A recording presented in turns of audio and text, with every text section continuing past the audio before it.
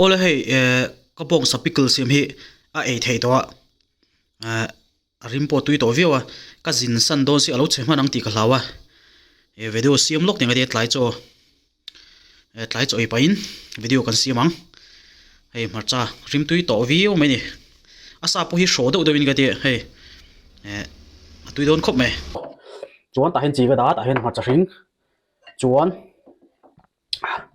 ta hian in hei purun na bol oma chuan ta hian hei berul beloi bokbon ti vel ka baya tui don khop me chunin ta hian in hemi bong sap pickle kan na tui kan alu kakanga karin marcha ten tui don khop me yang o hei kan chomanga a cho hi atamani o hetiala nang hi ni ro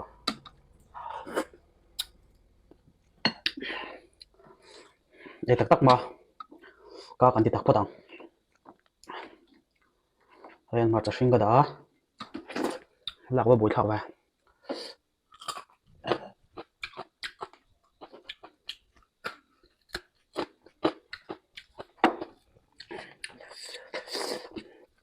duk le ke kila ni melon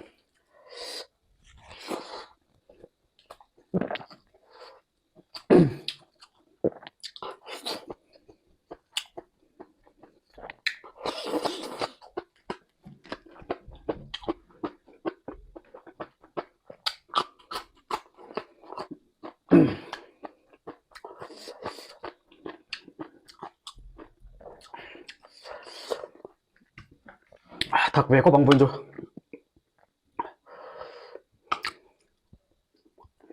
ta hian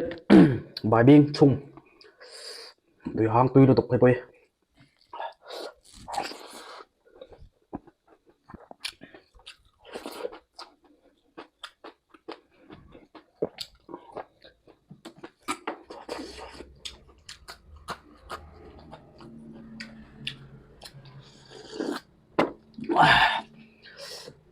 bo so pu hi lo chema lang ti ka thau che zin chung lak lo dei video se mai da ni hi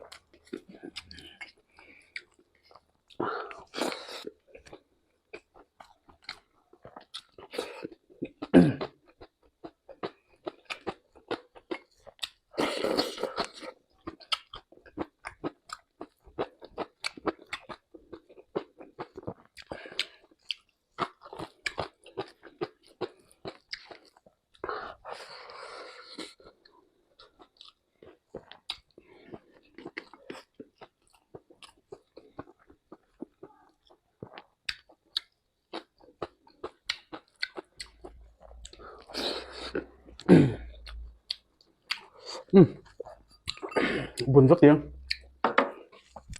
bui thak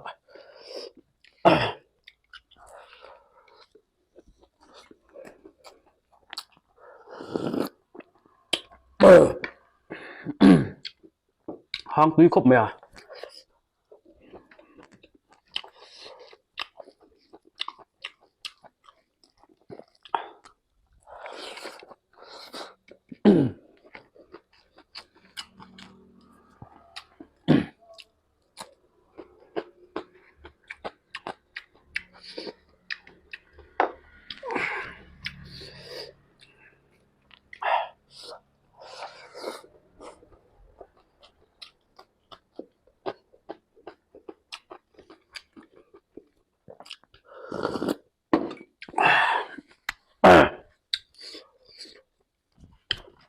vất thak tui em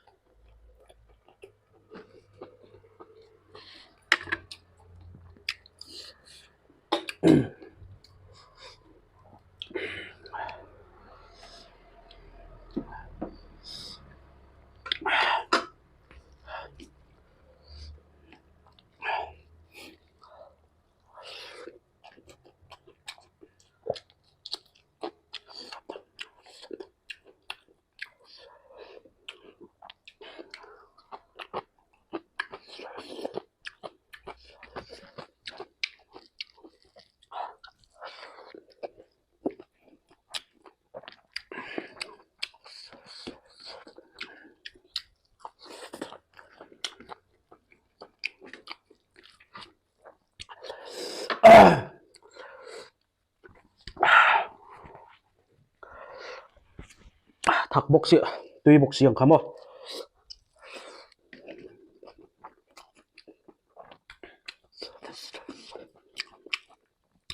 hang tui kop ai bai beng ba